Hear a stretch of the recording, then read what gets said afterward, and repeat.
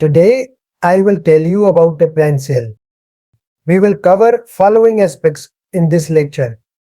First, I will tell you what a plant cell is. I will give its definition. After that, I will teach the plant cells diagram. Then, I will explain the structure of a plant cell. After that, we will move to the functions of the plant cell. What functions the plant cell has. After doing these things, the organelles that are in the plant cell. I will explain each of those one by one along with their functions, such as cell wall, cell membrane, nucleus, mitochondria. We will study all these cell organelles one by one. All living things are made of cells, whether they are humans, animals, or plants. The basic unit of life for all of them is the cell. First, we will go to the definition of the cell. What is a plant cell? Students, there are two types of cells in the world. One is prokaryotic cells and the other is eukaryotic cells. Eukaryotic is made of two words. Eukaryon means true, aryotic is taken from karyon, meaning nucleus. So, eukaryotic cells are those cells that have a true nucleus.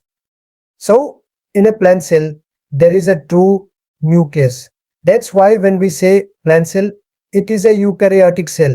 So, plant cells are eukaryotic cells with a true nucleus. And in it, there are cell organelles too, such as mitochondria, chloroplasts, cell wall. All these organelles are present in it. Now, we study the diagram of the plant. This figure in front of you is of the plant cells. In it, there are different organelles. We will study all these organelles in detail ahead. Right now, I will tell names. We start from the outside. This cell has a boundary outside. Just like every house, every city has a boundary. Similarly, the cell also has a boundary. In it, you can see a green colored boundary outside, which we call the cell wall.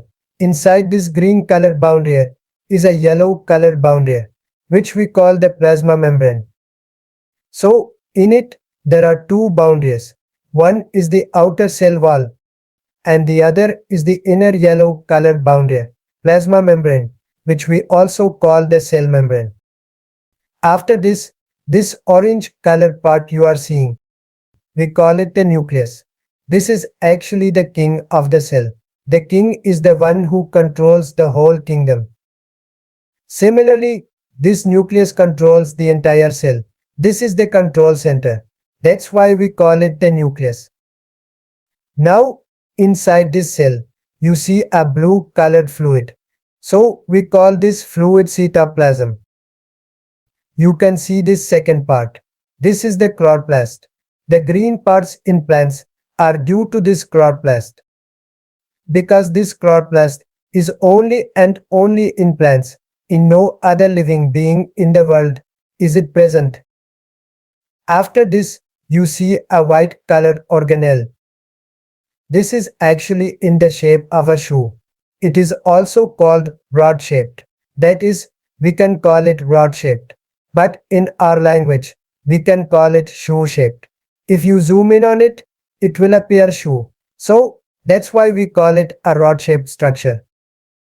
We call this rod-shaped structure the mitochondrion. This is actually the powerhouse of the cell. The power that cell gets comes from here, from this mitochondrion. Just like the electricity in our houses comes from the power station. Similarly, the energy that the cell gets, the power comes from here, from the mitochondrion. Just like humans have a skeleton, inside that skeleton muscles and other things are attached. Then a complete perfect body is made. Similarly, the cell also has a skeleton. So, this skeleton we call the cytoskeleton or cytoskeletal filaments. It is of three types. These are another structure called lysosomes. These lysosomes break down different materials in the cell. And here, the breakdown actually means digestion. These contain digestive enzymes that help with digestion inside the cell. In the cell, there are waste products that need to be digested. Lysosomes handle this digestion. There is food, such as glucose, that lysosomes also digest inside the cell.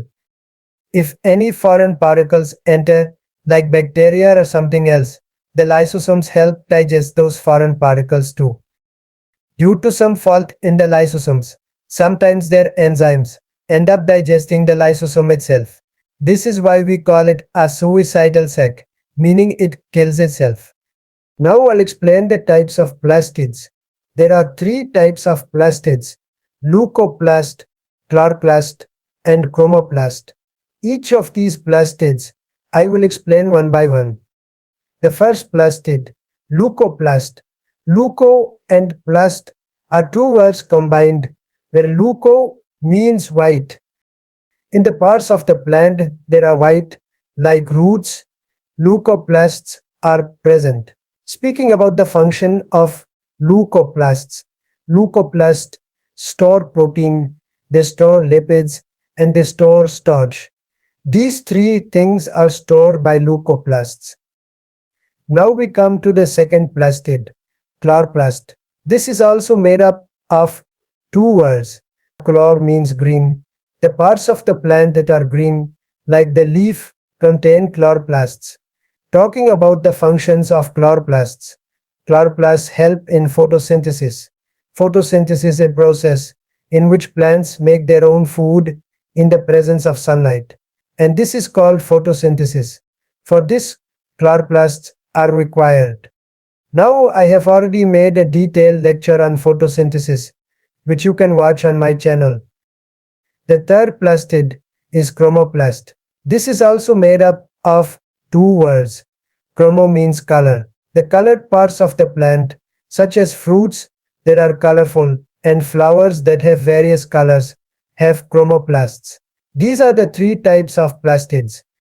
Now we come to the sixth cell organelle, mitochondria. Mitochondria are such cell organelles that have a double membrane. This is a double membrane cell organelle. Just like the cell has two membranes, one cell wall and the other cell membrane. Similarly, mitochondria also have two membranes. This is why it is called the double membrane cell organelle. A common question is asked, which cell organelle is known as the powerhouse of the cell? The answer is mitochondria. Just like in our homes, the electricity comes from a power station.